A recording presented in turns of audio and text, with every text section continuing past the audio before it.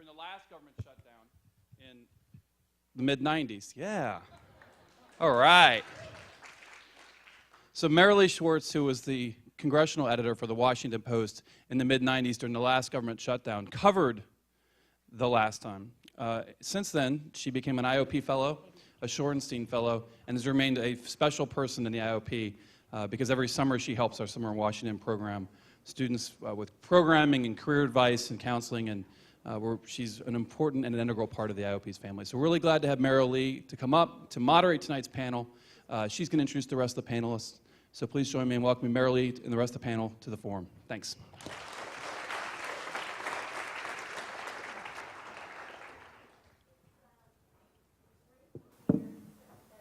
In my memories of being in the newsroom till midnight for 3 weeks straight, each morning walking in and saying, oh, they're going to open it today because look how bad things are, and every reporter in the room rolling their eyes at me like, you know, get a life there. But we're lucky tonight that we have got a group of people who know so much about what is going on in Washington and across the country and the forces that are directing this and how they might see our way out of it.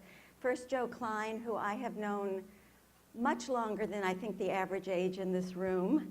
I must say I knew Joe when he was at Newsweek covering politics, at The New Yorker, and now at Time, and in between writing 6 or 7 significant books.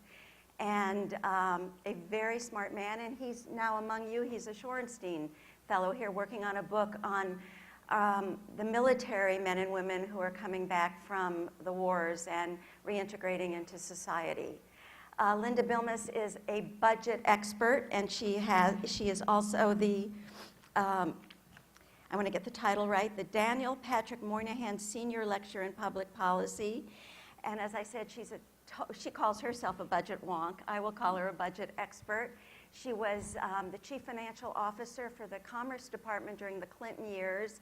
She has studied the cost of war. She's an expert in how budget policy is created or not created in this case. And will be talking to us about the impact of all of this. David King is, I will want to get his title right, is a senior lecturer in public policy at the Harvard Kennedy School and faculty chair of the Masters in Public Administration programs.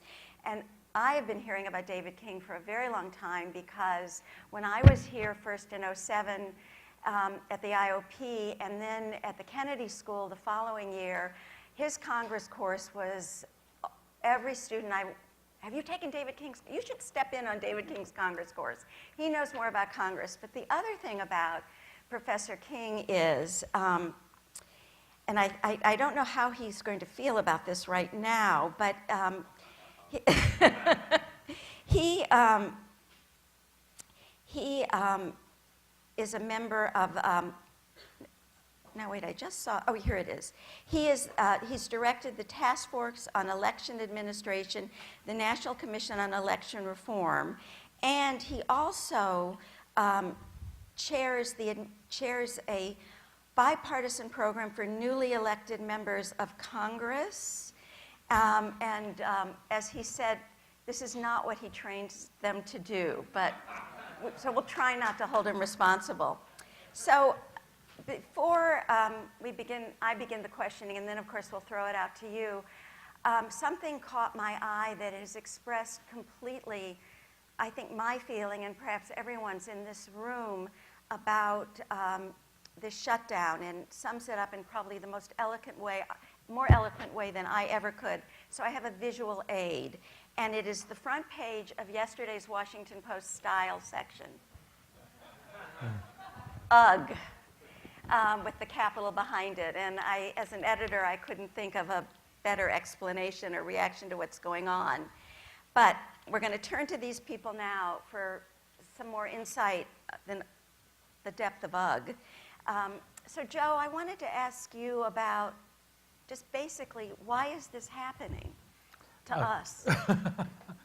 When bad government happens to good democracy, to good people. Well, how come you haven't talked about love, compassion, and patience? That means listening. Your institution talking. Listen to the Well, we will be listening, but now we'd like you to listen. I kind of listen for a living, and then I take notes and then I write.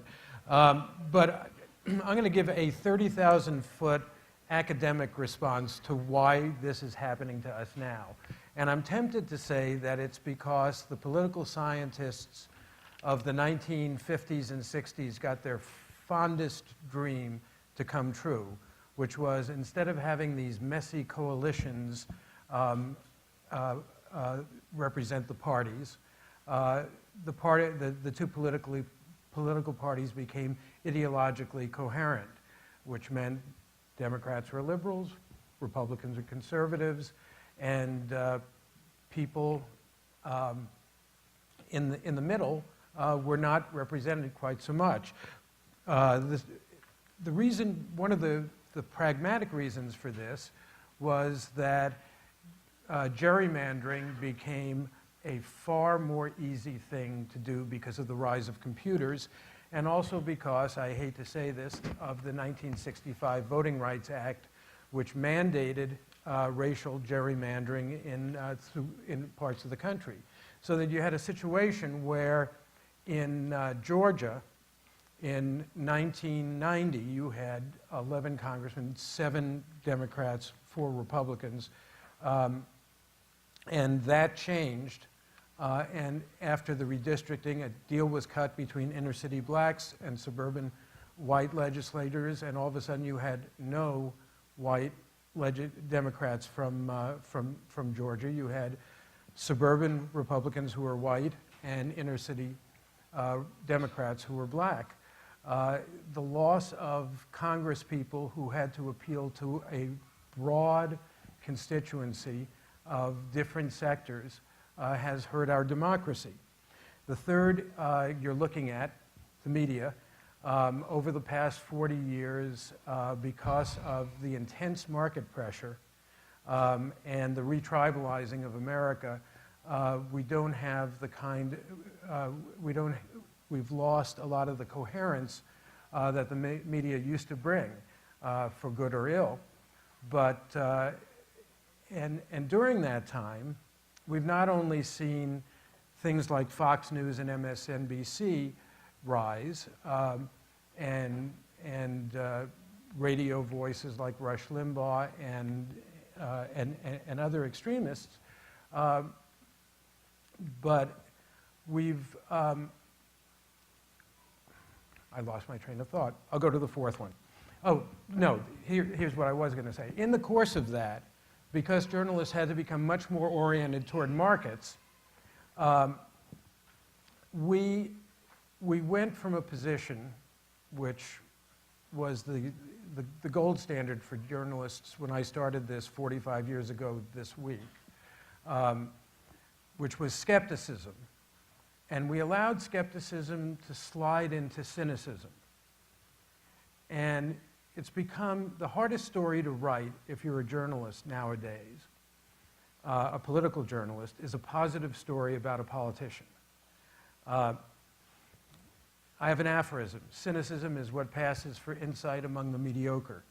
And I think that it has become near impossible in this media environment for people of goodwill and reason to say even vaguely good things about each other, or even sit in the same room and discuss things. And the final point I'd make is that this is a consequence of my baby boom generation. We came into political consciousness by confronting authority, many of us.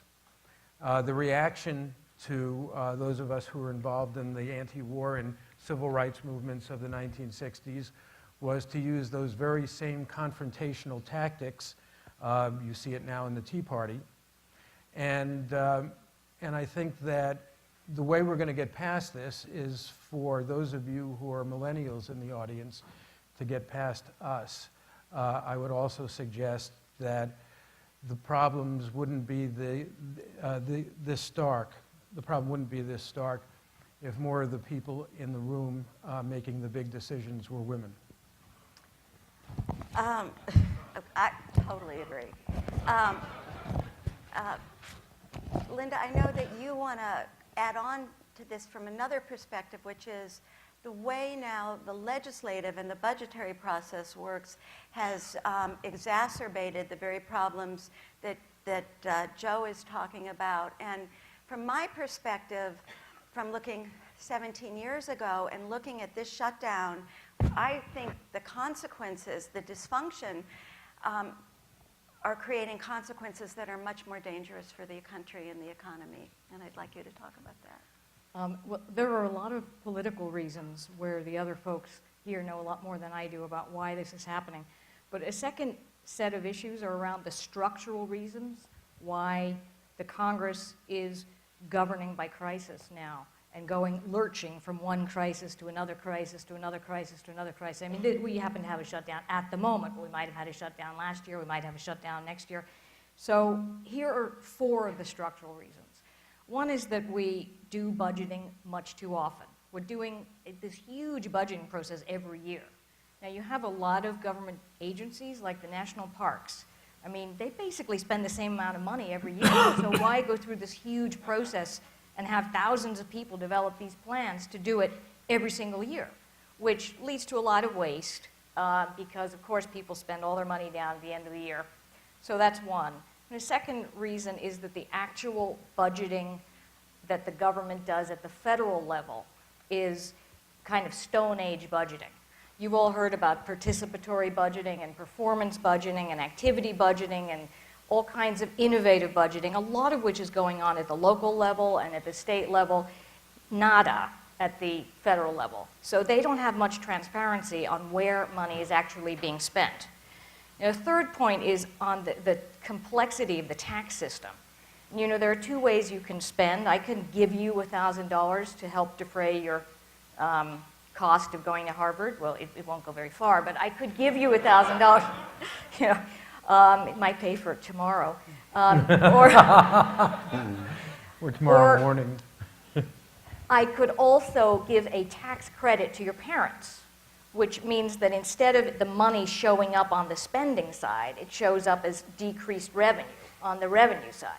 And because the Congress doesn't like to be passing a lot of spending bills that sort of add to the spending, increasingly over the last few decades, more and more of the spending has been going kind of under the table through the tax deduction system.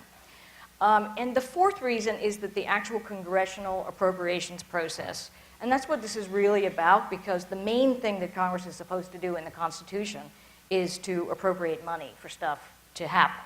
So that's the thing that they have not been able to figure out how to do. This year they haven't passed any of the appropriations bills at all. But the reason is that it's way overcomplicated. It was designed 40 years ago at a time when entitlement spending was pretty small. And if we right now, if we in this room simulated what they do in Congress, I would say we would have 2/3 of the money going to a small group of you, say you over there, and all you would need to do is kind of pass some rules about what you think should happen. And the rest of you would be divided up into 12 different committees on all kinds of stuff that you don't know much about. And you would have a pot of money, and you'd have to sort of distribute it and fight over it. And you would die before you'd let somebody in the next committee have any of it. So you, in the mandatory spending, are not sitting any place in the same room with any of you who are already fragmented. So the actual process makes it really difficult for people to understand resource allocation in the same place. So all of those things together, I would say, are creating a structural problem in the way that we allocate resources, which is reinforcing and feeding all the things that Joe just mentioned. David, I have a one-word question for you, which audience take note. It can be done. Boehner. Okay, I'll add a few more words. As the metaphor for what is going on in Congress and the challenges. John Boehner, of course, is the Speaker of the House. He's a Republican. And he's been Speaker for several cycles. He has a very fractured majority.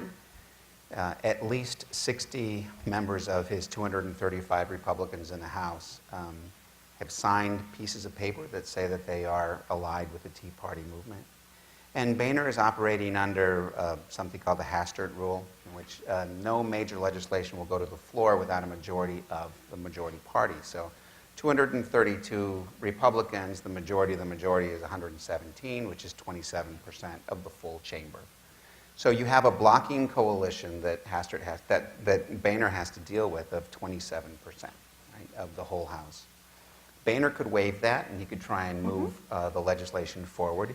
And if he does that, the Democrats would join with enough Republicans that they could pass a clean bill coming out of the Senate.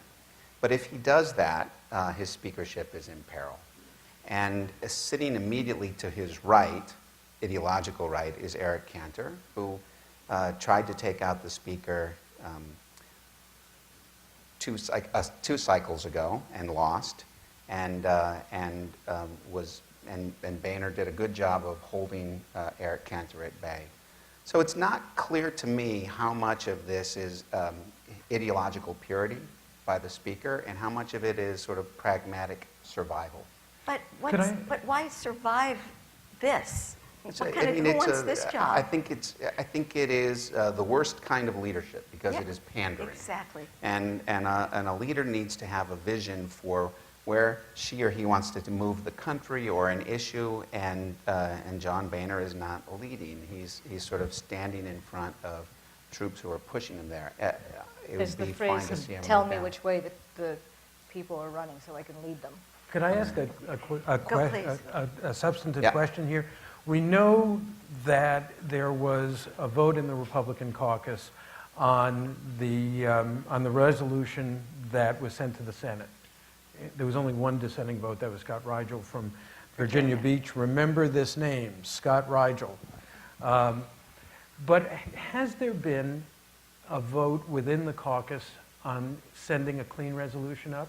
They have a whip structure, so they know where the votes are if they actually send it forward. Absolutely. Yeah, so Boehner's not going to take that risk at this time.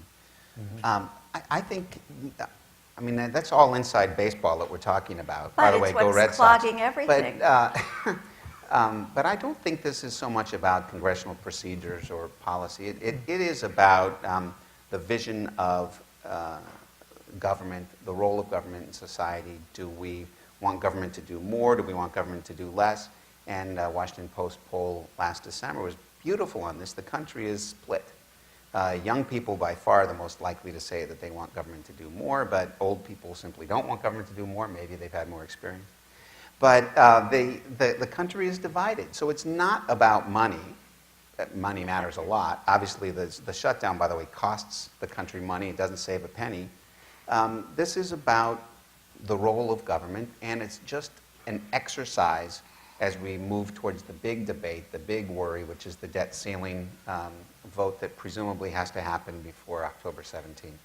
Could I just say that Ted Cruz's father today was quoted as saying, Obama is a Muslim and Obamacare is assisted suicide. And he said it for 23 hours.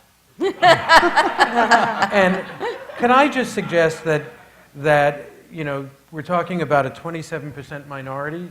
I would say maybe 25% of the American public believes that, and they tend to be white and Southern and rural, and that part of the reason why we've gotten to the point that we've gotten in this particular debate is racism. Well, I will just throw in, and then we'll go back to our moderator, an interesting poll that I saw yesterday which showed that far more people approve of the Affordable Care Act than approve of Obamacare. Oh, no, this is, well, Yes, and good. I saw that same poll Yes. on Jimmy Kimmel, Yes. where they had an actor go into the street and ask different people, what do you think of Obamacare? Oh, so against it. Well, what about the Affordable Care Act? Now that I like. And they'd 6 people, and 6 to 1. Yeah. 5 of the 6 all really were so down on Obamacare because way too much government control. Obama doesn't going to do all these bad things to us. But the Affordable Care Act, we like that idea. Well, I mean, you know, Obamacare would be like having the government take over Medicare. But I will tell you something else, given that we haven't really talked about how the Republicans are using Obamacare as their staging on this. A poll yesterday, which I thought was really interesting, asking the public, do you believe that Obamacare, I may be rephrasing this a bit, should be a reason for your opposition to Obamacare should be a reason for shutting down the government? 79% of Americans said no. Among Republicans, it was 49-44. And among Democrats, it was 90-6. But among independents, it was 74 to 19. Right. So I don't know what the Republicans think they're doing. Even in their own party, it's narrowly split to use this strategy to shut down the government. And if I could throw in a little bit of history of this particular bill, I first came across the ideas of an individual mandate and healthcare exchanges, marketplaces where small business people and freelance writers, as I once was, could have the same market power as major corporations like Time Warner. I first came across that in 1989, I think, when it came out of the Heritage Foundation as a plan for national health care. In 1994, I got into a lot of trouble with the First Lady, then Hillary Clinton, because I supported the Republican plan for universal health care, which was an individual mandate. I then, when Mitt Romney tried this same socialistic idea, which came out of the Heritage Foundation, here in Massachusetts, I came up and I interviewed him, and he knew exactly what he was doing, and I think the results are that it's got some problems, but it's working pretty well. And then, all of a sudden, Barack Obama proposes it, and all the Republicans are saying it's socialism. So, I mean, it's mind-boggling, isn't it? Which I want to, because I know you all will have lots of questions, and I want to kind of get to the impasse that we're at now, which the Republicans are saying, unless he does something about Obamacare, we're not moving. Which, again, there's all these sort of false architecture about it. But if that's the case, and this is where I compare back to my experiences in 95, 96, watching the shutdown, when they were all talking a lot. But at the end of the time, when it really was the pain was hurting so much, the grown-ups stepped in. Bob Dole said to Newt Gingrich, and Dole stepped in. Of course, he wanted to run for president, and there was that impetus. But he stepped in. They made a deal. Nobody liked it a lot, but everybody got a little something, and they opened the government. This time, I just came across a really interesting quote from Tom Coburn, who is a very conservative Republican senator from Oklahoma, who said, the biggest problem now is we don't seem to be able to figure out how to negotiate. And he said, negotiation, and I really quite like this, he says, negotiation is a place where both sides have the ability to save face. And that's what I think they have to be looking for. And I don't know if anyone here sees a way for both sides to save face. David? Well, if this were about numbers or about dollars, you can find a way to compromise. Yes. But it's not, right? This is about a fundamental view of what the government should or shouldn't be doing. And in that case, maybe it's the wrong thing to do to compromise. Why would Republicans who believe that the government is already too strong, is taking away individual liberties, is interfering in the marketplace, if this is something they deeply believe in, why in the world would they compromise? They're standing up for their principles. So I don't expect compromise. There aren't grown-ups in the room who are going to be able to have that kind of negotiation right now, which means, probably in the short term, the shutdown doesn't get solved. Maybe the heat gets a little hotter after a week or so. We're going to be paying attention to football and baseball over the weekend. People pay attention again on Monday and Tuesday. Except Army and Navy, who can't play. Yeah, and poor BC can't play either. but and then you're a week and a half away from Yes. from the debt ceiling. My guess is that there's no compromise, and ultimately the president has to step in and do something dramatic, like ignore the debt ceiling. Can I ask Linda. Linda a question? Why is that stuck in my mind? Linda, a question. We're talking about negotiations here, and there's been dissatisfaction with the budget-making process ever since it was launched in '74, right? Yeah. Do you see any way that even on technical things like the budget process, there could be any kind of compromise or negotiation? Have there been efforts? Are people even talking to each other? Is there any chance for the sort of things that reasonable people think are reasonable to actually happen? Well, I think, first of all, this is the point at which, being this is Harvard, I should make a pitch for my new book, Budgeting for Better Performance, forthcoming in the spring, in which I outline a number of budget reform areas. But I think that there is a lot of budget reform, and there's a lot of progress happening, but it's happening at the local and state level. So you see everywhere from New York City to Santa Clara, California, to San Jose, to Somerville, really significant progress on involving people in making decisions about how resources should be allocated, and a lot of technical improvements on displaying and accounting for where money goes in ways that you can actually make decisions about it. There has been a very, very, very small amount of progress at the federal level.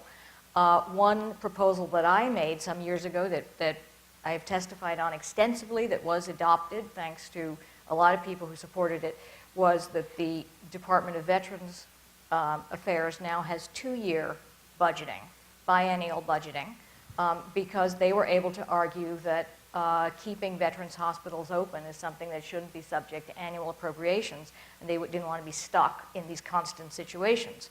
So they are somewhat affected, but not that much by this shutdown, because they have advance appropriations. And there are a number of other government agencies that are fee-funded and that have other funding streams that also are less affected because of the fact that they've had some funding reforms. The sort of the quickest, easiest, and probably most bipartisanly appealing way to at least cut in half the number of times this happens would be to have a lot more government agencies have the biennial budgeting, which most states have. And so at least a lot of stuff could happen less often, which means if it happens less often, you could have crises less often. That is the simplest. The really hard reforms, that's kind of the tip of the iceberg, are the ones that take a lot of effort from the grassroots to restructure how we actually see money and to restructure the congressional committees. But I think that everyone who studies this stuff is looking at this process, looking at the tax system, looking at the budget process, and saying that we can't go on this way, and we need to be expanding the fledgling reforms. Well, they all say we can't go on this way, but they also say when you ask them about this specific reform or that one, well, we can't do anything about that. I have one last question before we go to the audience. Why isn't everybody scared about what's happening to the economy? The shutdown is going to be crippling enough, and then you're facing the debt ceiling, and these people, I'm scared. Why aren't people scared as why aren't these members scared the way I'm scared? Well, what did they learn the last time there was almost a shutdown, right? The economy was doing fine. It didn't really hurt the economy. When it looked like we were flirting with the debt ceiling, the Republicans basically got a win out of that last encounter. So it was a different environment, but members themselves right now are not hyperventilating, except when the TV cameras are Also, on. it was oversold last time, the debt ceiling. I mean, the way you'd see the president was saying, and Geithner was saying that, the credit of the United States would be called into question, but as that the deadlines approached, you didn't see any of the international borrowing, money people pulling their money out of U.S. treasuries. Well, in fact, because they were coming into U.S. treasuries. So even if we threaten to no longer pay our bills, no one's going to believe us in the rest of the world. But then it's going to happen. Well, Then it may happen. I think, unlike the last shutdown, which happened in the winter, this one is happening in October. And that actually makes a very big difference in terms of the economic impact, which is very quickly going to become manifest. And I'll give you just one example. In the national parks, we are in the peak shoulder season. Normally this time of year when we got the fall colors and the bears fattening up and the birds migrating and all of that stuff happening, there's 700,000 visitors a day into the national parks. There are 7.5 million school kids who go to the parks in October on field trips. There are 900 teacher curriculum websites, which are the most visited websites in the entire government for the national parks, all shut down. And when you have, because the national parks run all the police and the fire protection and the utilities and stuff in the parks, they've had to shut down all the restaurants, all the campgrounds, everything in the parks, which has a knock-on effect to all the gateway communities who all run all the REI shops and the motels and eateries and stuff. So all of that is shut down. And for a lot of those bedroom gateway communities, this is their absolutely peak time. This is the time when they are, it's a make or break for their bottom line. So you have, that's just one example. I could give you 10 examples, but there will be within a few days a screaming about the economic impact, and it will be, quite felt if this goes on. And the second reason, which Maralee and I were talking about before, as she was there in the last shutdown, is that actually this time around Congress has not passed any of its appropriations bills. I mentioned those 12 appropriations bills they're supposed to pass. You all are supposed to pass if we do the team exercise.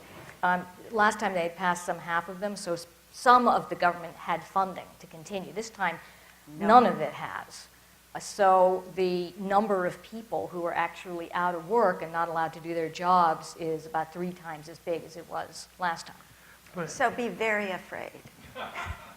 But I wonder, last time you didn't have the percentage of the population living the virtual lives that they're living now. The people in those communities are certainly going to be really ticked off within a matter of days, but the millions watching Duck Dynasty aren't going to be particularly immediately affected. Ultimately, they will be affected, but it's very hard for people to see cause and effect in something as abstract as a huge, complicated economy. And there are enough people out there shouting on the radio or being on TV saying, we don't miss the government. Do you miss the government? And as long as, I'll tell you what would make a difference. If they stopped printing the Social Security checks and Medicare checks, that would bring this to a screeching halt in a nanosecond. All right, time for your questions. Please line up at these mics. And I think the rules of questions at form are immortalized in my brain. You all must identify yourself. The questions are brief, and they end in a question mark. They don't include commentary. We've got the commentary up here. Good evening. My name is Ari Cole. I'm a member of the Harvard Kennedy School class of 2008. Thank you for your brilliant discussion tonight. I was researching on the web after some of my Facebook colleagues from the Kennedy School told me the instigator in the Senate, Senator Ted Cruz, was born in Canada. I went to Wikipedia and saw that his father was born in Cuba and supported Castro to come into power. And I was like, that's interesting. He and Rubio together are instigating the U.S. government shutdown. Looking further into Facebook, I found that in 1976, there's been 17 shutdowns over 110 days. My question to you as a panel is, we solve, as politicians, and people that are interested in government. We solve global problems at Camp David between Israel and Egypt and Palestine. Is this not the right time for President Obama to bring the key people in Congress to Camp David and get together and have a powwow? Well, he's got him at the White House right now, and I think that's a big step for him. I have no idea if... He doesn't like Camp David that much. Well, and it's Probably not, should close it down, save a little money. it's sort of not his style. I don't see that that's the the Obama negotiating style. It was the Clinton. I mean, Was I the think Clinton style, what exactly. you're getting at, as I hear, and I think a lot of people share this pain, is that this doesn't seem like Middle East peace. It doesn't seem like it should be out of our power to Right. solve Yes. this problem. I mean, to figure out how to do budgeting, to pass an annual budget. I mean, it seems like that is something where, unlike Syria or whatever, we don't have to deal in the global arena. We ought to be able to do true. that.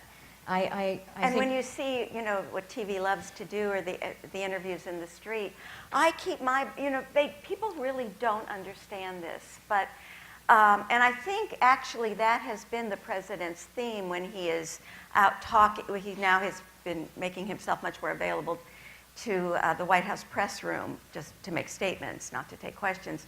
But I think whatever is happening today, I think there was some effort he was feeling the criticism of not talking to these people. So God only knows what's going on in there, but at least he invited them.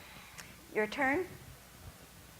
Hi, my name is Deepak Gopad. I'm a junior at the college, and thank you so much for speaking. It's really an honor to hear all of your insights.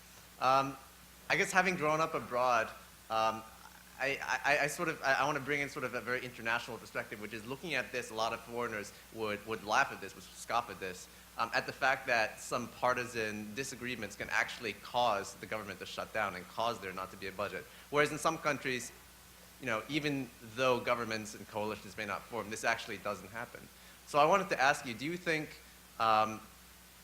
there's something that being the only country where this can happen, there's something sort of institutionally that needs to be fixed about the fact that this actually can happen in the first place? Well, Yeah. Linda referred to it earlier that this isn't an accident of institutional design. The founders gave Congress the duty of not only passing all the bills, but all revenue raisers have to start in the House.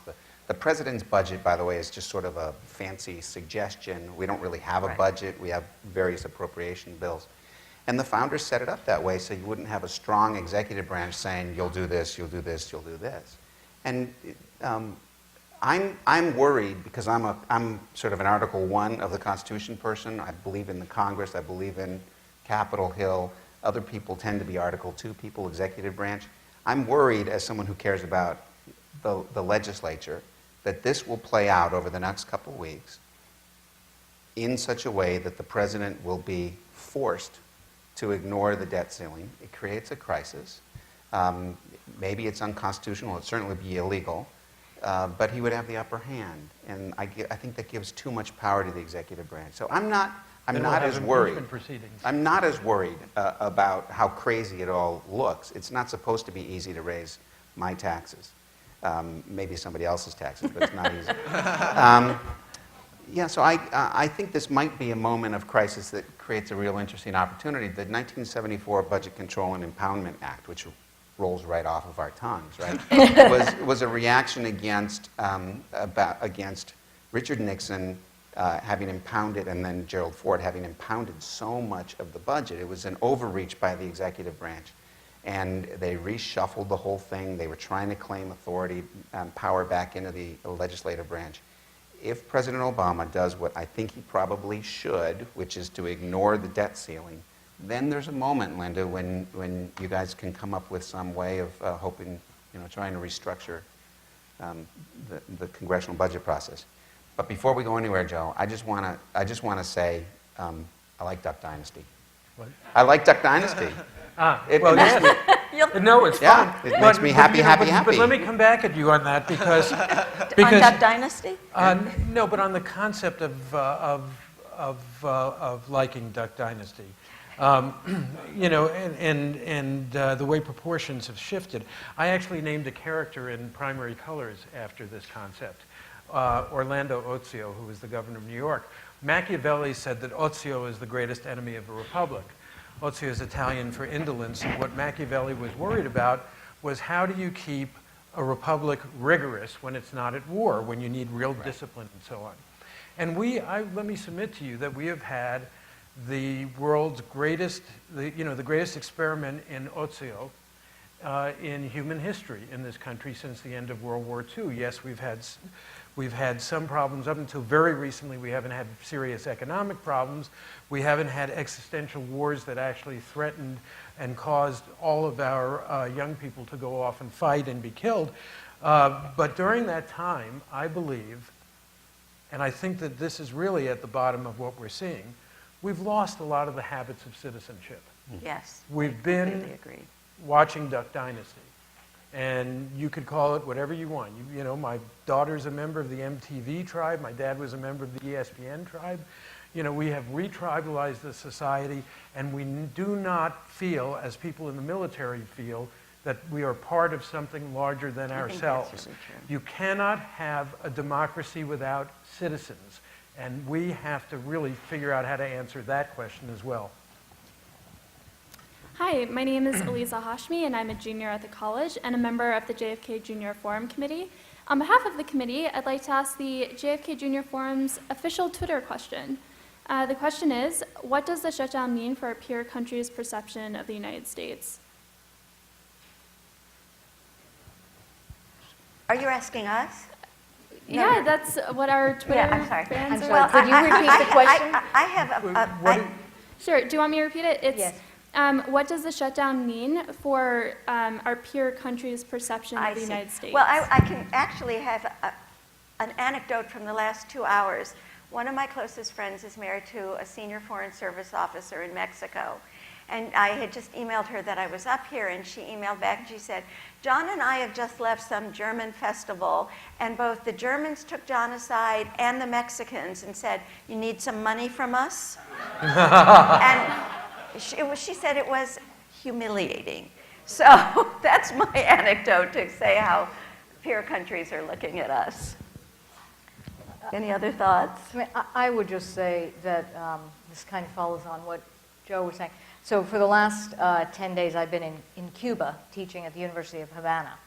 And of course, Cuba is right now, I mean, it's a fascinating place, but it's at the stage in its development where it's just beginning to think about how do we structure society. You know, what do we think about capitalism? What do we think about socialism? What do we think about whether we should have local government and regional structures and so forth? They're at a very early phase, kind of what the United States went through when the Constitution was written.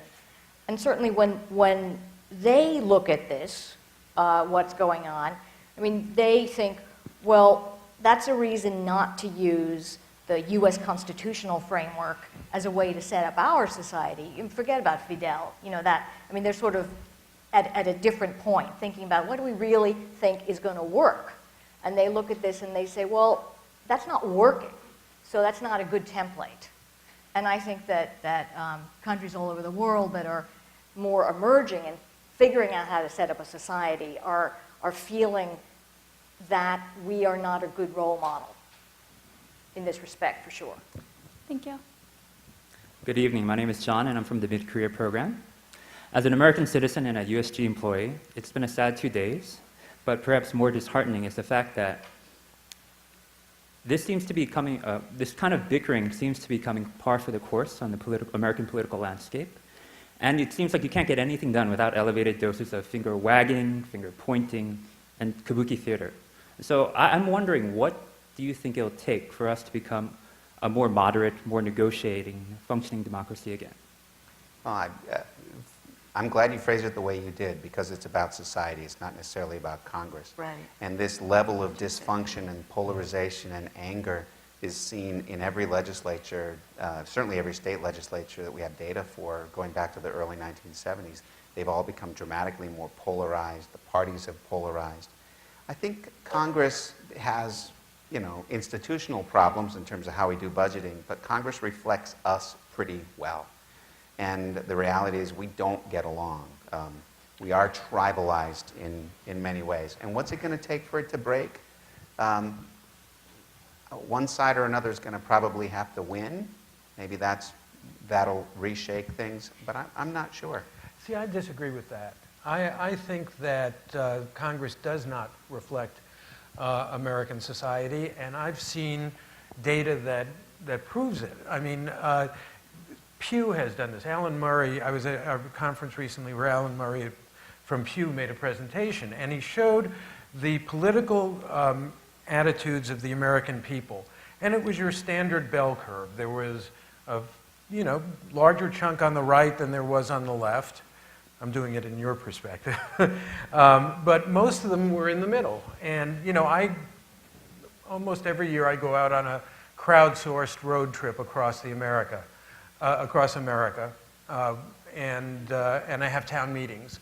And the meetings that I have, and I make a special effort to go to see Tea Party folks and other people who wouldn't normally be attracted as a crowd to this source, and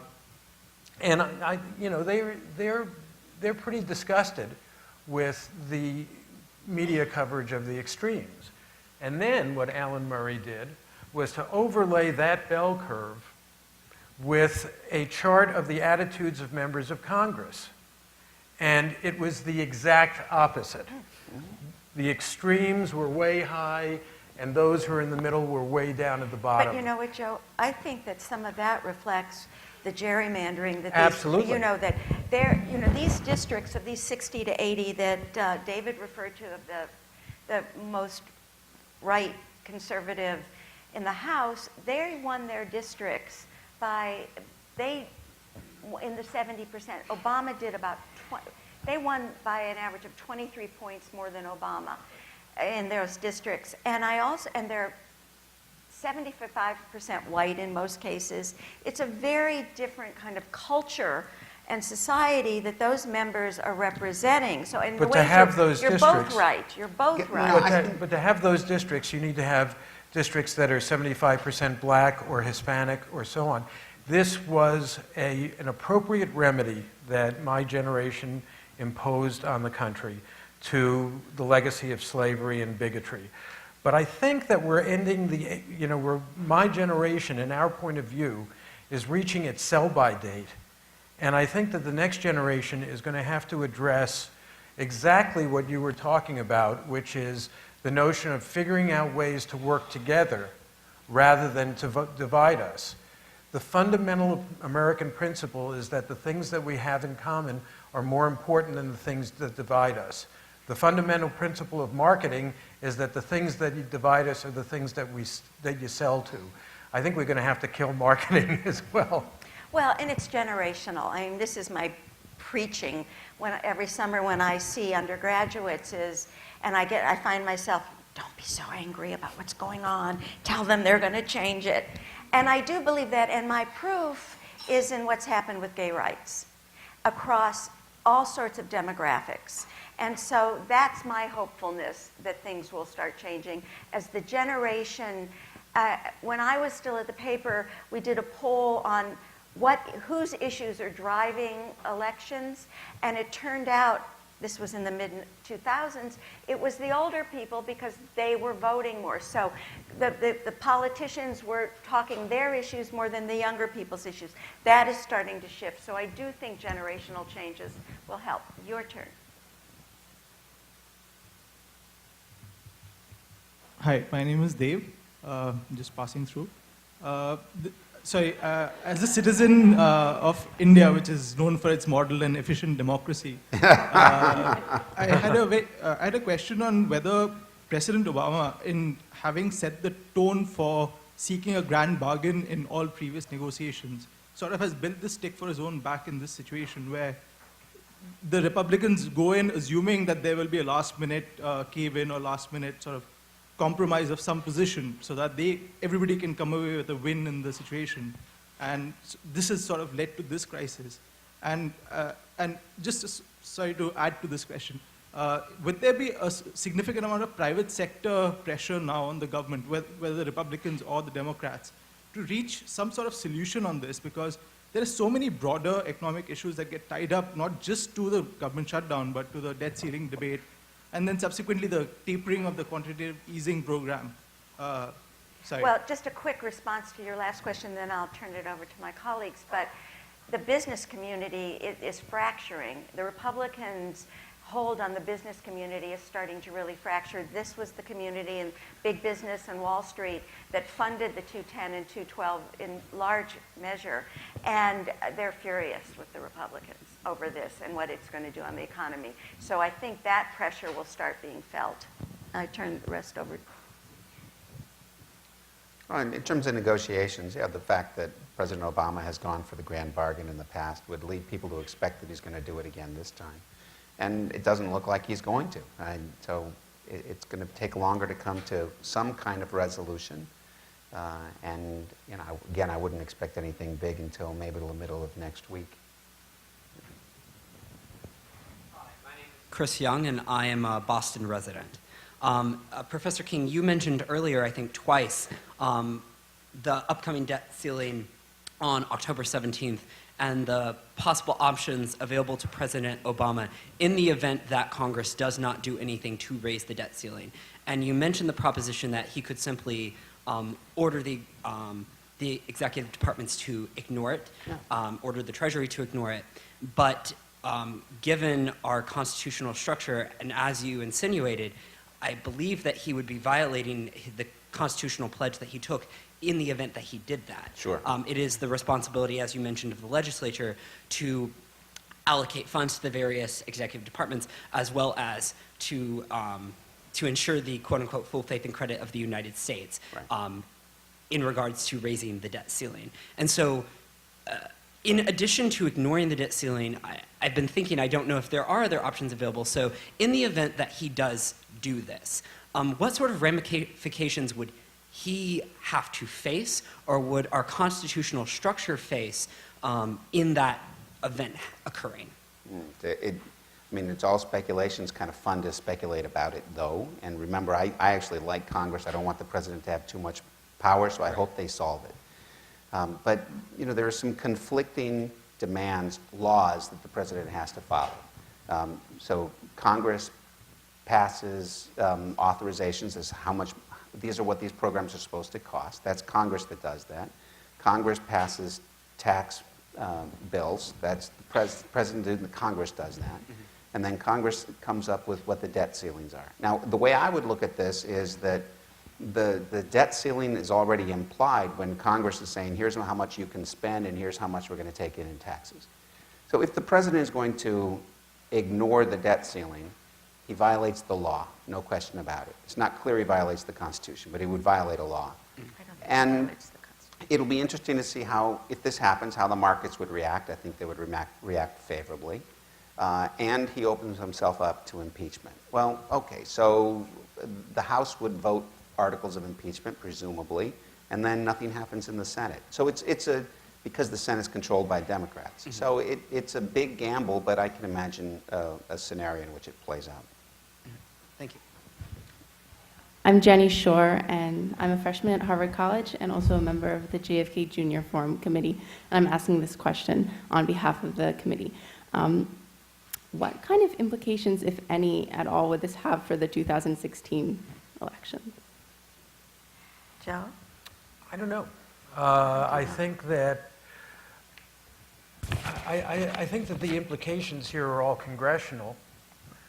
It's just way too early to speculate about what 2016 looks like. If there is an economic collapse as a result of this, or an argument could be made that there was an economic collapse, it depends on which side makes the better argument about who is responsible for it.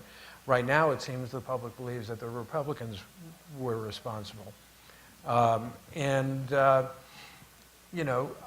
do think that the broader implications are going to have to do with style more than content.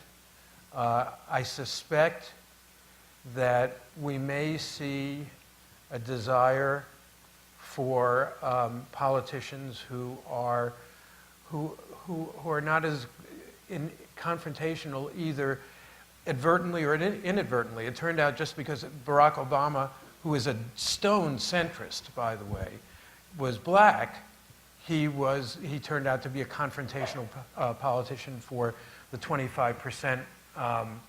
In fact, there's another Pew stat that I think is really amazing. 25% of the American public believe that it is the job of federal employees to discourage people from signing up for Obamacare. I mean, you know, just by his very nature, by his melanin level, he was confrontational. I think that there may be some desire that is reflected by the people for someone who isn't. I would just add that I think that this kind of thing, government shutdown and the sequester and the debt ceiling fights, all of these things tend to create a vicious cycle which reinforce everything, because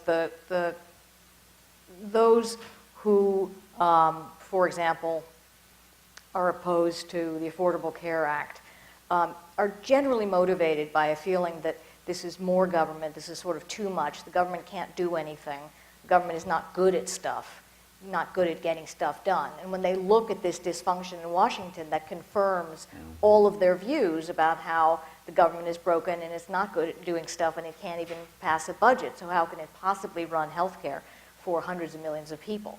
So I think that this sort of pernicious cycle reinforces. Now, I don't think that that necessarily affects the top of the ticket, but in the districts where that is the way people are viewing this, I think it makes them harden into their And what, there are positions. 75 districts where you have live competition? Yeah, something like that. Yeah. Not many. Not many. The other thing I'll say that is a piece of this that's going to have a significant impact, and it's going to be all about people the age of the students here, is how well Obamacare is perceived to be working. And I think that is going to be determined by the numbers of young people who sign up for it and are willing to do what I believe is their civic duty, their moral responsibility. Because if you don't sign up for it and you crash your motorcycle into a tree, the rest of us pay for it. So I think you have a moral responsibility to be part of this. The initial indications and the polling show that your generation is going to step up and do the right thing. And in that case, I think you're going to see the exchanges work, and you're going to see small business finding that they can get health insurance for themselves and their employees at lower rates than are now prevailing in the market. And I think that that's going to have a major impact. But we'll see. Right up here. My name is Christian Brey. I am an MPA student here at the Kennedy School. Given that the problem we are talking about is actually not only a technical problem, but a problem of society and underlying differences and maybe ideologies, I'm thinking about the role of this school that claims to address public leadership. So my question to you is, what do you think about the role of this school? How could this school help society to address the issue and the underlying problem that is not only the technical problem, but also the Professors? differences in society? Well, I'm glad you're making the distinction, which is between technical change and adaptive change. And we ought to be able to think about adaptive change. Leadership is a title that people happen to have. We often talk about our leaders aren't leading because the title leader doesn't mean a whole lot. And so you don't need to have any kind of official position to try and motivate other people to see the world in a different way, to allow us to adapt. I don't know formally what the school does. The school isn't sort of this monolithic group that can do anything. We're a bunch of independent contractors working in a building who care a whole lot about public change.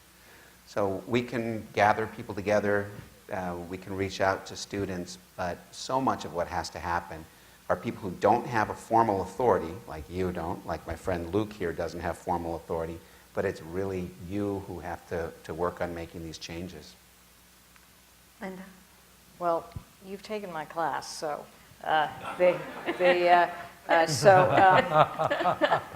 You can take the box on the structural side. I mean, I think that as David King was saying, you know, we have a program for new members of Congress that we run every 2 years. And I mean, I'm one of the faculty who teaches in it. And I think the Institute of Politics does an extraordinary job of attracting top faculty, kind of trying to gather in all the new Congress people. They get a very high proportion of the Democrats and a few of the Republicans. And the difficulty has been that the Republicans who are essentially, you know, wagging the dog right now, the tail, are the ones who never come to this. So you get all the Democrats, you get the so-called moderate Republicans who sit in a room and they're interested in structural stuff and policy issues and talking about how we might reorganize the capital budgeting process and the other stuff. And then you have a group that is not really interested in how we slice up the pie. What they want is they want a cupcake. They don't want a pie, they don't want slices of the pie, they want the cupcake, little baby cupcake. And so it's really hard to have a conversation when all of what we do here is based around understanding what would be the best, the most effective, the most cost-effective, the most efficacious way of slicing up that pie, with a bunch of people who say, you know what, government's just doing too much, let's just get rid of it. As an outsider, can I make one suggestion? I know that the MPP is kind of the sexy degree. Wait, Everybody. Can I have the MPAs in here? Right, but wait a second. You know, we are all sexy here. No, but I... We work hard at that. Well, let me finish the argument, because I think, David, you're going to like it. Good. We have we got more policy wonks than we can handle. What we don't have is sufficient numbers of inspired, brilliant managers. And I think that one thing this school could do is to emphasize the importance of getting an MPA rather than an MPP. And because, you know, if the government isn't managed well, trust in government is going to plummet, and the government hasn't been managed very well. You can talk about the VA, Linda. You know, we could talk about a lot of things. Couple more questions, this young man. I am a MPP1, so sorry about that. Oh, shame. Still time enough to change. You should be doing there's a math assignment for you right now. So we talked a lot about Obamacare and the fact that people don't know Obamacare from the ACA, and there's been a lot of misinformation. And the way I saw it is that sort of when the act was starting to be signed, there was a lot of messaging from the government, and then they got it passed, and it seemed like they sort of let go of it a little bit, even while the other side continued to propagate media about it.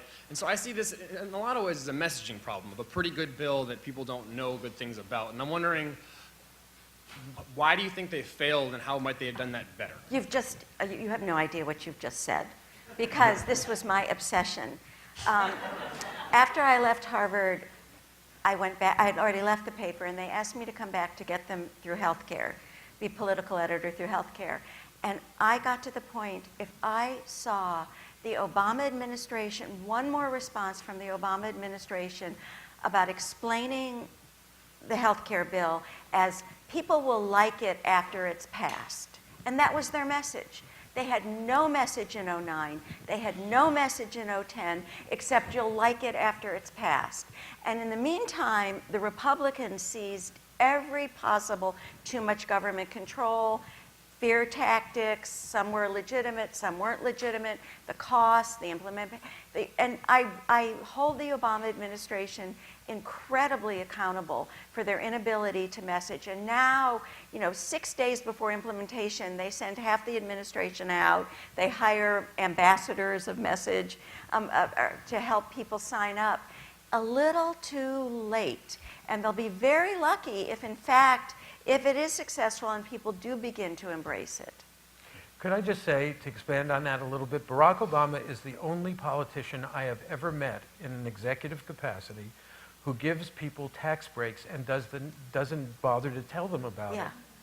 I mean, 85% of the country got a tax break in the stimulus bill, and then all the senior citizens got a tax break, $200 tax break on prescription drugs, filling the donut hole when the Affordable Care Act passed.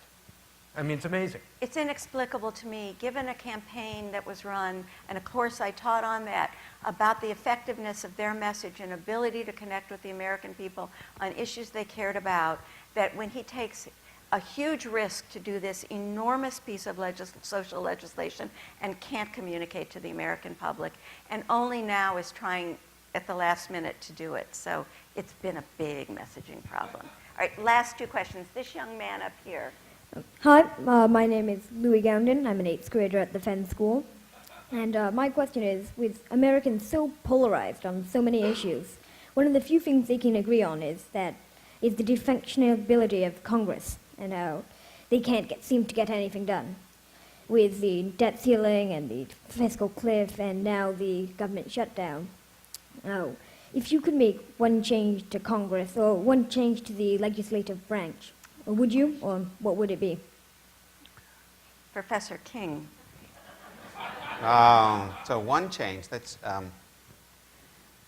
I would love to see the budget process actually changed, but that would be like a fix. There are much deeper issues in Congress. People really don't actually get to know each other very well. It's true. I mean, everyone hears these stories about how members don't even know each other's names anymore. They don't. They don't spend time having fun together. That really matters. And all of us in this room, I hope, we're getting to know each other so we can collaboratively solve problems. But the world doesn't work that way in Washington anymore. I do want to say something about gerrymandering, because it is an issue, but I think it's often overplayed. Yes, it's done with much more precision now than it used to be done. But the Senate doesn't have gerrymandering. Everybody represents the same state. It's a more moderate. And it's more moderate, but the rate of polarization has been pretty remarkable. So gerrymandering is part of the story, but I do think there's an important social story that's going on as well. Joe, your one wish? I think money has to do with that. But my one wish would be that we follow the golden path set by Arnold Schwarzenegger and have the states have independent panels determine what the congressional districts are rather than the state legislatures doing it. Linda? That'd be great. Budget? I mean, I know more about budget reform than the other issues, so I would certainly could talk a lot about how the way that money is allocated, the budget and appropriations process and authorization process need to be restructured. But I think there are other issues, including tax reform, the frequency of doing the budgets, the whole committee structure in Congress, and the way that we account for money in the executive branch. But I'm curious, do you have something in mind? I mean, if you could wave a wand, what would be the one thing you would like to see? Well, I'm quite not sure. I mean, I would like everybody in Congress to get to work together and actually negotiate, not what they're doing now, to actually talk and actually negotiate.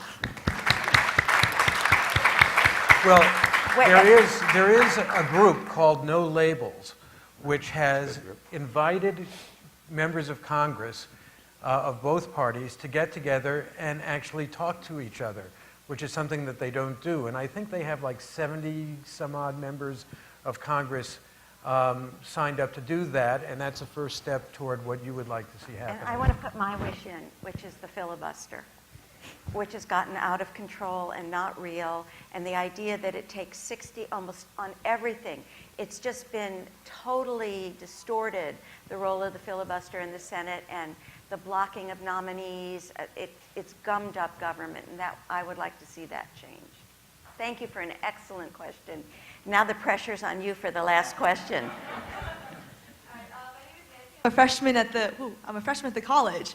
My question to you is, last year there was a Harvard Political Review article about balanced journalism. So as much as we're talking about MSNBC and Fox kind of polarizing political opinions, there's also this illusion of balanced journalism whereby journalists kind of present both sides of the story without actually giving any factual value or quotient to either side. So they're basically just amassing facts, or not facts, but amassing what people suppose to be facts, as opposed to really pushing any kind of in any direction, and as opposed to asserting whether things are fact or truth or illusion. So what do you think the media can do to improve or, I guess, diffuse the situation? Joe? Well, I am a fair and unbalanced journalist. I think that the best thing that we could do is be fair and to acknowledge the arguments. I mean, you know, if I ever write a memoir, it'll be called Flaming Moderate, because, you know, what I do is I go out, I report a situation, and then make up my mind about what I think.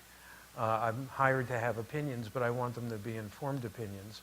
Unfortunately, right now, what we're finding is that you are determining what news you get, and you are determining who's got the power. And, you know, my closing comment and plea is to members of your generation. I was recently at this small conference, an exclusive conference, mostly people my age, talking about government reform. And anytime anybody brought up a cool idea or something new, someone else would say, you can't do that. You know, civil service reform, we tried that 22 years ago.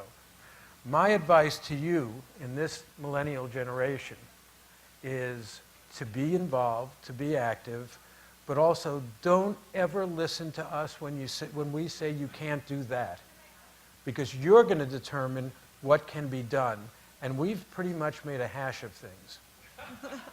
I just want to say something as, you know, a former editor when things were a little less frantic, but every day, and I know this is going to sound sappy, but every day, and I think you still find this in the New York Times, the Washington Post, and Time Magazine, and an array of journalistic platforms. Every day I would say, what's important here? Everything, you can't put everything in. And the rush now to put everything in, and he said, and then he said this, and I would have fights with my reporters.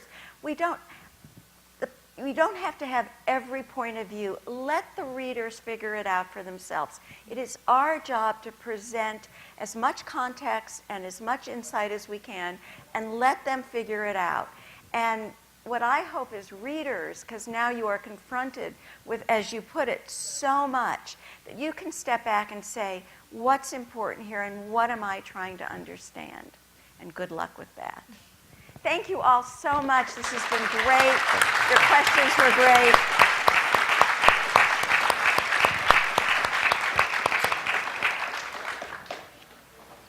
Thanks. And thank you, panel. So you're driving down now?